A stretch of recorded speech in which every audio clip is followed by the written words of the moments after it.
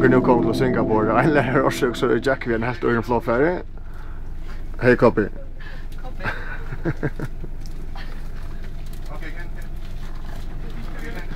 Det jag tog så oavbrott i jag vet inte hur länge det men nu tar jag börjar ta upp så 10 av det.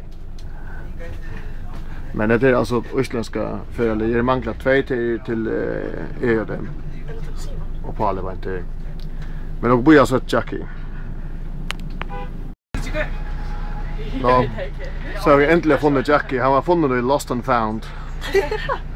Jackie! Hello everybody. Okay, det är korna. Det är korna. Vad är det? See you later. Jag står här med. Hi everybody. Bonjour Mr. Pelleron. Welcome in Singapore. Our flight was Merci. awesome. Yes. Yeah. No TV, nothing. No fake. Nothing to distract us from. Oh man, I have so much program on my TV. I don't know what to do. You have so much problem with your we TV. Have we have things like that. Sorry. Are the kids also gonna play with the no. Jag vet till första eftermiddagsträning. Solen bäckar ner. Morgon var 20 grader och nu är det vet här solen några fjärd. Så det fall är det helt ut. Ja, det var det. Hur tar du rekord för det som är det? Jag har inte rekord. Trobläst där man lägger sig med rekord och hyckar bara inte på solen är att så vill man solbrända max det men skjuter runt om in och det ser nog smart ut. Så vill det bara inte det och i rummet så här. Den här fotbollsvärlden här. Så jag går så populär fotboll det här. Och jag går inte förbi jag vet hur ofta någon gång så bollen. Hej hej. No. Så jag satt mig lite. ¿Qué pasa, amigo? Nothing. I'm just waiting guys from Fairway Island. Okay, where are they? Well, I cannot see because all the buildings are white and you know they're like chameleon just on it. So white Chameleon. Oh, we have a chameleon right here.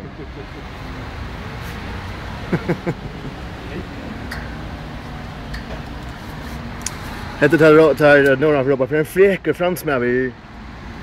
Life is good. Yeah, it is, huh? Ja. Ja.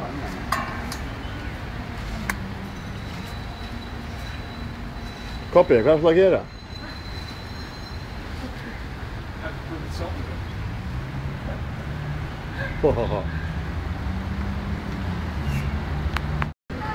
Är du klar till att touch minuter på? Yeah. Get it on. Ready? Go.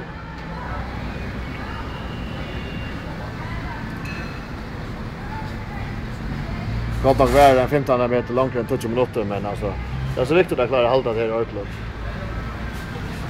Men 15 minuter nästa vecka. 15 minuter nästa vecka. Status öelse till kroppsstammarna. Fråga så om man löter man för restast. Det finns inte långt att jag pröva det för men. Och då pröva att om man är 8-20 minuter. Ja, nu håller man så smått att det påinner sig inte men då är det nästan färdigt. Är det 5 sekunder efter. En hiler av gulven nu var svart av. Resten som jag vet inte kvart. Lägger vi det sådana på innerst. Okej, bara då färdig.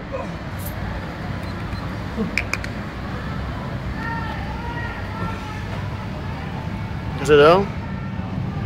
Detta var första satanbarsträningen och jag vet inte hur några grader det är. I skuggan är det 3-4 grader så jag tycker att det här är solen som du ligger svår med. Det är nog bara 40.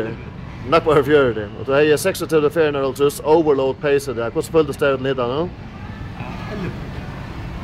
Men du klarar det. Alltså det var några fire så var det sen för sig men det var nog som var nog för skjót. Ja, men jag är inte så topp som det är där. Nej. Jetlag och Ja. hejta i vändningen i nägen jag prövar. Det är snällt. Men alltså tar man så tränar i det extrema så tar jag så omständigheterna alltså eller så omståndar är det optimala så skulle man kanske kunna prestera extremt. Ja. Och sats på det. Yeah. Hi Jackie. Hi. Why did you bring us to hell? But this is not hell already. You're just at the gate of hell here, you know. Look, this is paradise, you know. We have nice pool, nice trees.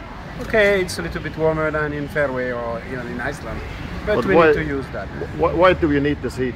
Yeah, we need to acclimate the body, actually. Yeah. Otherwise, if you go there for just a couple of days before the competition, you would be just dead. And the problem is that Shanghai is worse than here. Yeah, and this is, as I just told, hell. For me, it is. It's look like hell, but it's just a little bit more humid than Dortmund. And Shanghai will be worse. Yeah, Shanghai is two things: pollution plus humidity.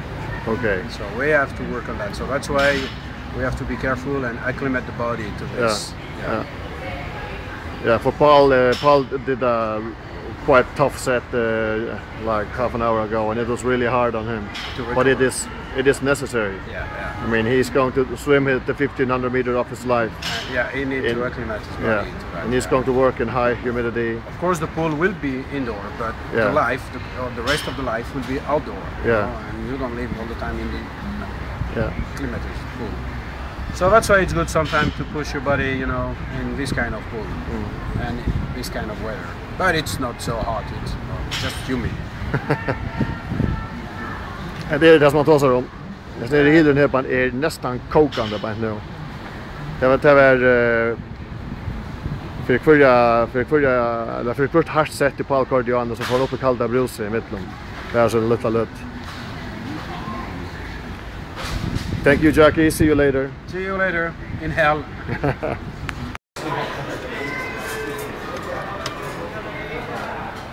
I don't know, but this does not look like Faroese food, Jackie. No. It doesn't look like Faroese. Oh yes, but I'm sure it's good. It's sort of chicken and rice. Apparently there's also a soup and unknown and tofu and water. This does not belong to the menu.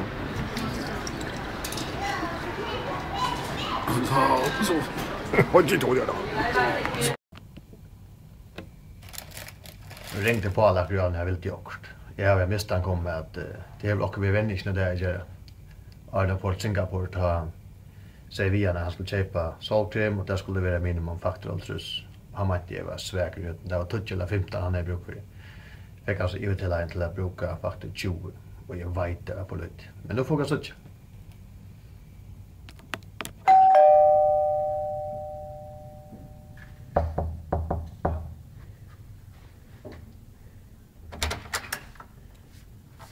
Vad säger du, Paul? Vad ska jag göra? Vad ska jag göra, Paul? Thomas Miller Richard. Kvoi?